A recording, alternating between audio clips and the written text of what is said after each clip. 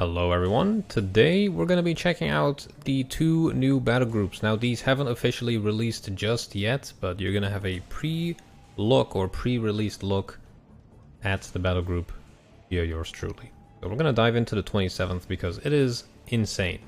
It is so good. It is absolutely crazy. So let's not waste any time. And it's been a while since I've done these battle group kind of reviews or overviews or, you know, just a general gander at them. So it's kind of fun to dive into this again. So logistics, we're really not going to spend too much time here, but we have 2 cards of MTLBs, 500 supplies each, pretty much available in every single Warsaw battle group you can imagine. Then we have the Urals, which is again quite widespread as a supply truck. We have the RKHM command unit. These are, well, they're decent. They are tracked, so that is one thing that you have to keep in mind with certain command units. If you want to get them to the front line quick, this might not be the best one. We have the BMP-2K command. This is an interesting one. It has that 30mm, it has Conkers and a PKT, it is amphibious, it has the IFE trait, and it's pretty cool. 2 of them, 420 points, you can get 3 cards, which is kind of insane if you think of it. But it could be a really interesting kind of support battle group as well, if you just, you know, get all the commands and all that kind of stuff. We also have BTR 80Ks, and as I was saying, speed sometimes is better than armor, and these guys will be fast. So in terms of speed on the road, which is this one here, and then speed off-road, it is much faster on-road, obviously a little bit slower off-road, but it, you know, that little bit of speed difference can make a huge difference. Having 29 kilometers per hour extra speed as your max, especially on maps like Volcano, that can be essential. And then last but not least, we have an FSB. So in the infantry tab, things get interesting. We start off with a really cheap military police unit. We have the Komandatura. These are 4-man squads. Pretty cool skin on them too. But for 10 points, you get military police, which can be really good. Because these guys will grant a suppression regeneration bonus and remove any unsteady traits, which is really useful to have, especially if you have a lot of you know, unvetted or low veterancy units, or let's say with tanks, you know, they get routed, they get stressed a lot. These guys will help big time with helping that out, but also in towns, like if you're having a huge town fight, or if you're just using a lot of infantry in general, sprinkling these guys around all around the front line will be huge. So we have a couple of machine gun and grenade launcher options, 7.62, 12.7 mil, and we have the Plemka or Plemya 30mm grenade launchers. You can get 2 cards of those, which is quite nice. Now we have the OP units, the Otdeleni Poderski, with the RPG-29, the Vampire, 21 AP, just absolutely crazy, rate of fire 10. Just all around good kind of a support unit to have if you need to really doink some tanks. Now in terms of main fighting infantry, we have a lot of Monostrelkis. But before we get into that, let's go through the command options. We have the Monostrelki Komroti, I believe that's what that stands for. 4-man leader units, really basic loadout, but they come in a wide variety of vehicles as well. So we have UAZs, BTR-80s, BMP-1P, and the BMP-2. So that's quite cool. Then we have the Sapri command unit, which comes in UAZs and MTLBs. And then we move on to the new infantry units. We have Monostrelkis with the RPG-27, which is insane. So that's 21 rate of, or 21 penetration, 20 rate of fire, 65% accuracy, slightly low range, but still 500 meters. And if we just compare that to the OP, the Vampire, it's you know, it's pretty good, man.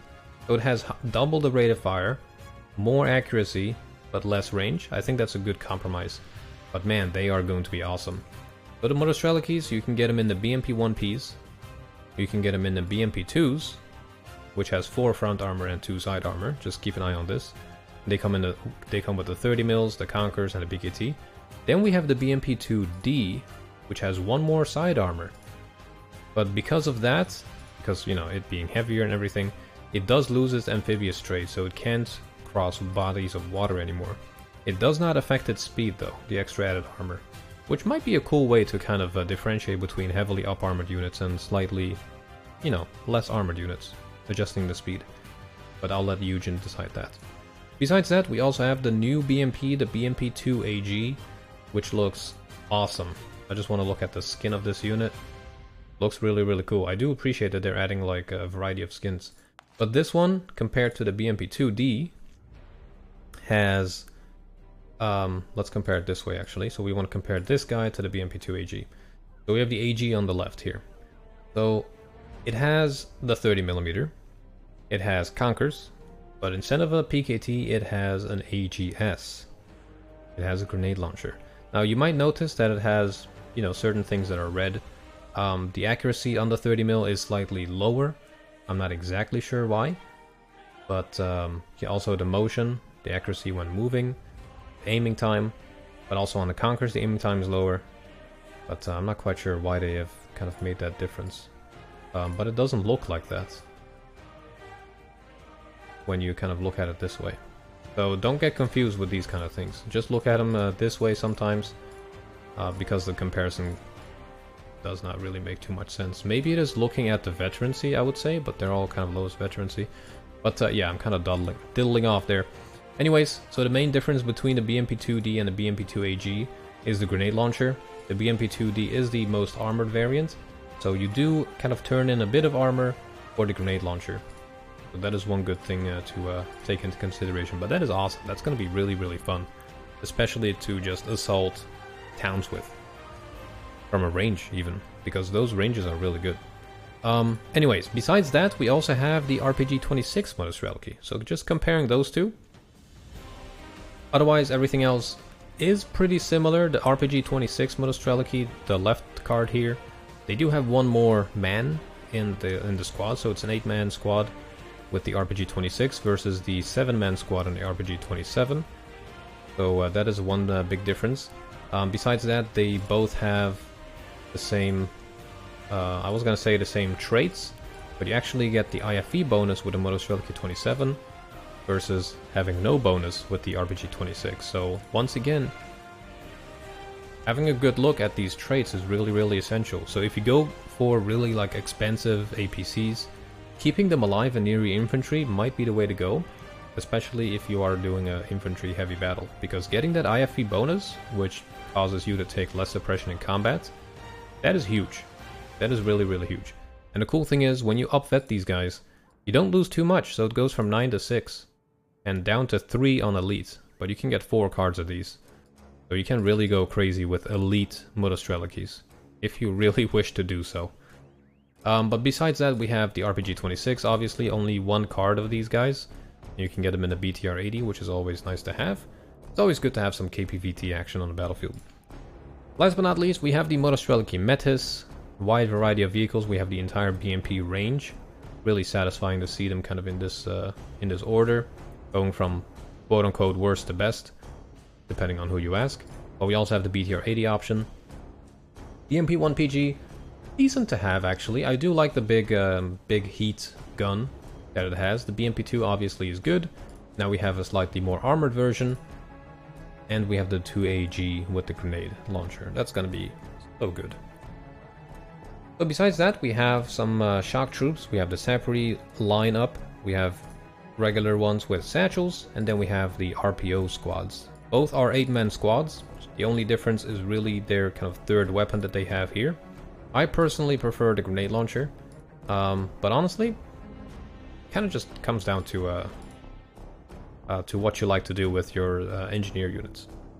So then we also have the Pulmachiki Briggies. We have the Pulmachikis with the 3 PKMs. That's right, 3 PKMs. That is going to be really good, especially since they buffed machine gun damage and suppression. So having 3 of these PKMs, that's definitely going to do some damage. And once again, you can get them in any of the BMPs. That is really, really good. So last but not least, we have AT gems. We have Conkers and the Conkers M. This is the new one. If we just compare the stats on it, it does much more pen. So 3 more penetration. The same exact range. Slightly higher accuracy, 55. And everything else in the bottom row is the same. So the shooting attributes and supply costs, that is all the same. So it's going to be really cool to see these guys in action. 55% accuracy is pretty good, man. Like, especially if you up-vet these guys up to a veteran, you only do get 2 of them then, but that's 57. So if you keep them next to a leader, you know, that can do some damage. Can do some damage. With the RD tab, we have a lot of cool things. We have the 120mm mortar. You can get 3 of these guys, which is quite insane. Just in general, a good mortar unit, RD unit to have. Nothing really too crazy. We have the Nona SVKs. Once again, we can get 2 cards of these, and this is one of the new units that they added. And this actually has a gun that can fire at ground units, as in directly fire. It has a heat gun that does 20 pen. Suppresses quite a bit as well. Quite a bad accuracy, but it could be a fun meme to play on the front line with these. That would definitely confuse the enemy quite a bit, to say the least. Then we have a couple of cards of 122mm. These are the D30s, not too bad. MTLBs, nothing too special. Then we have the G.Lawton 152mm. This is also one of the new units that they added. Massive howitzer to have. And yeah, that's going to be insane. 4 rate of fire as well. That's actually not too bad. We have the Ghostikas, the trusty old Ghostikas. Then we have the Acacias. And then we have the 2S3M1 Acacia, which basically is laser accurate when they're firing near a recon unit that has that sphere of influence for corrected fire or corrected shots. And basically the dispersion circle when you press fire position is non-existent. They will be laser accurate. It's as if you're basically laser guiding artillery shells to the target. It's really cool. Then we have the Grad. And the Grad's actually got a buff because the rate of fire got increased insanely. It says 9, but that is, you know, that includes kind of its reload time and whatever. So in a minute, if it fires everything in the first 5 seconds, it counts the other remaining 55 seconds of non-action. So that's why that seems low. But it fires pretty much all rockets in a span of like 3 or 4 seconds, which is pretty dope. So in the tank tab, we have the Sprut. This is a new unit. Sprut B, it fires TDUD shells in terms of damage and all that kind of stuff. So 23 AP on that bad boy. Almost 2 kilometers range. Really good actually.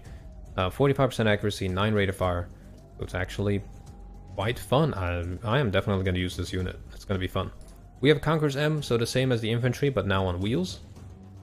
This is the BRDM. This really definitely brings me back to Wargame. I really used to use these units a lot. And since they're fast, that can be a huge problem for the enemy. We can get 2 cards of T80 BVK commands. That's right, T80 BVK commands. 2 of them. Then we have the T80 BVs, which are honestly probably one of the coolest tanks in the game, just from look. But they also have decent stats. So it's 17 front armor, they have ERA, which increases their HP to 12. They have a decent gun, 19 AP, and they have decent AT gems, 19 AP as well. All pretty good range, decent accuracy on the gun, not so much on the AT gem, but you know, that's fine. Just up-vet them and get a leader next to it to put it up to 50%. But in general, pretty nice tank tab as well. Quite limited, but hey, you can get 4 cards of those. So the Recon tab, this is where things get interesting. We have the BRDM 2, you can get 2 cards of these guys, which is going to be hilarious. We have Resvetkas, which has been in the game already, so we have them in UAZs or UAZs with the KPV, the machine gun on top. Good optics, good stealth, all around just decent infantry. That is for the KPV UAZ actually. The infantry itself has very good optics and exceptional stealth, just to keep that in mind. We have the Resvetka Sapri, which is already in the game right now. Shock troops with Satchel charges, 8-man squads. And my tip, honestly, is just to use these as regular infantry when you're fighting on the front line. Sometimes people forget about the Recon tab. It can substitute as your infantry tab in some cases, especially in the case of this deck, but also with the 39th, for example. We have the Moto Resvetkas. You can get them in a Gaz, a BMP-2 Recon BMP-2, or the Mi-8 rocket. Then we have a new unit, Spets Rasvetka. These guys have the AKS, Dragunov, and the RPG-26 with really good accuracy and rate of fire. Not amazing penetration, but that's fine. They're airborne, shock troops, they have the GSR trait, which basically gives them +1 optics when standing still. And they come in a wide variety of vehicles as well, including BTR-80s and the Mi-8 rocket. Pretty cool. BRM, that's back, my boy with exceptional optics. Now available in the 27th as well. And of course we have the Mi-24K. Alright, now we get into the interesting sides. First of all, we can get 5 cards of Iglas. 5 cards of Iglas! Who even does that? 5 cards? You kidding me? We're just gonna keep moving after that. 57% accuracy, not bad, not terrible. Not great, not terrible I should say. We have the ZU-23, can be fun to use. Basically a twin 23mm autocannon. It does some decent damage against helis, you know, it panics them and such. But here's a new unit, the Strela 10M3. 60% accuracy on the lowest veterancy, 8 rate of fire, elbow length 4.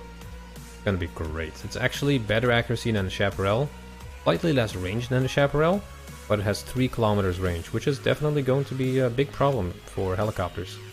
And if you upvet them, 62% accuracy, and a slightly better rate of fire, 1 more rate of fire. That's pretty nice, man. You can get 2 cards of these. Then another new unit, the Tor. The 9K330 Tor has been added. Gonna be really fun to try to use these on the battlefield.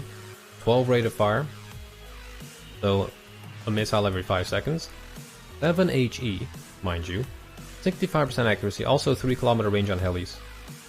This thing is gonna be fun to use, and you can get 3 cards of these guys. 2 on veteran, which I would do, so I would get 2 of those and 2 of those probably. And kind of build a deck like this. Last but not least, you do have the Tungushkas. I don't really know if it's going to be useful in this deck. Probably maybe get 1 card just to use the gun on it. Because sometimes you just need that 1 HP damage to take out the plane that is flying over. Helicopter tab, quite similar to other Warsaw Pact nations. We have the Mi-24 rocket version with the 122mm, Mi-24V AA, and we have the Mi-24V AT version with Kokon AT gems, which is actually quite baller. So once again, I would probably get all of these if I could, if I can do that. In the plane tab, Su-17 M4 rocket, already in the game, but a fun unit to use with a twin 30 mils, great at destroying helicopters. So that's normally what I use it for. And we have rockets, the 122mm S13 rockets, also 2 infrared missiles. Really not worth it. If you really need to kind of depend on the infrared missiles on this bad boy, that game is not going well for you to begin with. We also have the Su-17 M4, the AT version with KH-29T AT gems, air-to-ground AT gems. Pretty decent, honestly. 50% accuracy, 3,500 meters range. Decent ECM as well on these guys. 30%, actually pretty dang good. MiG-23, this is the MLD air superiority version. We have the R-24MR air-to-air missiles, actually not bad. 6 HE, almost 8 kilometers range, 57% accuracy. You can even upvet this to elite, get 60%. And we have the 2 closer range ones at 62% accuracy as well. So it's actually pretty good plane to have in this deck. I didn't even notice the stats being that good. We have the MiG-27M. This is a bomber, 4 500 kilogram bombs. Just all around decent bomber to use. We also have the Napalm version. Then the main air supremacy fighter is the MiG-29. And if we compare that to the MiG-23, it has better, longer range. So the far right, the R-27, has more range than the R-24MR. 8,475 meters versus 7,775. Better accuracy as well. The shorter range missile, the R-60, is inferior to the MiG-23s in terms of accuracy. That is one thing to note. And range. Range on aircraft is lower. So if you use both of these planes at the same time, you get a pretty deadly blend there. And finally we have the new Su-25, the T-8M. This fires 2 Vickers at once at the same target. Basically pretty much guaranteeing a kill. The only thing is I've tested it, and the aiming time, it says 1 second, but it feels like more. So when there's 2 tanks on the battlefield, you will pretty much kill the first one that you fire at, but the second one, even if it's right next to it, you probably won't have enough time to do any major damage to it. You might get the 30 mils off and do some damage, but when I tested it, it took a little bit too long for the Vickers to destroy the first tank, because the Vickers' speed was quite low to my taste. Maybe it's also the range that they have and all this, but they might tweak it later. So yeah, it's definitely a good plane. It is going to guarantee a first kill, but a second kill might get rough, especially if there's any sort of AA there. And since they're semi-active, you need to stay on target, so you can't just, circle and fire a missile at, when you're kind of halfway into your circle, and then just, keep circling and keep firing, keep circling, keep firing. No, you need to look at the enemy the entire time, and then hope that you don't get shot down after finishing your mission. So a pretty fun battle group. 27th, I have already kind of built one, just when I was going through it. And this is kind of how it looked in my hands. I have Taurs, Strela 10Ms, not a lot of planes for sure, but yeah, I just really wanted to test out all the BMPs. The BMP-2AG specifically, the Acacias, the T80BVs, the Strela 10Ms, and the Taurs. But we're gonna have a ton of fun with this. So yeah, that is it for this one, guys. I really hope that you enjoyed this. If you did, let me know down in the comments, and hopefully we get to play with these battle groups very, very soon. So stay tuned for more.